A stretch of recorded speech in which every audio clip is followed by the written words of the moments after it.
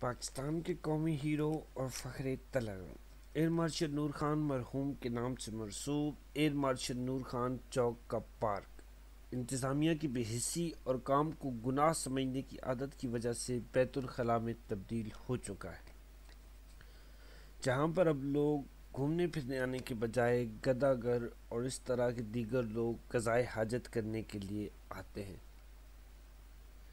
جس کی وجہ سے ایک قومی ہیرو اور پارک میں لکھے کلمہ طیبہ کی سخت توہین ہو رہی ہے،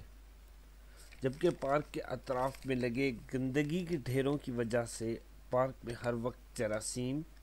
بدبو، تعفن اور گندگی کا راج رہتا ہے، جبکہ پارک کے اطراف میں لگے مختلف قسم کے بینر کی وجہ سے بھی ایئر مارشل نور خان پارک عجب ہی منظر پیش کر رہا ہوتا ہے۔ کہا جاتا ہے کہ جو قومیں اپنے مسلوں کی قدر نہیں کرتی، دنیا ان کو جلد ہی بھلا دیتی ہے۔ پاکستان کے ایک نامور قومی ہیرو کے نام سے منسوب اس پارک کے ساتھ انتظامیہ کا سوتیلی ماں والا سلوک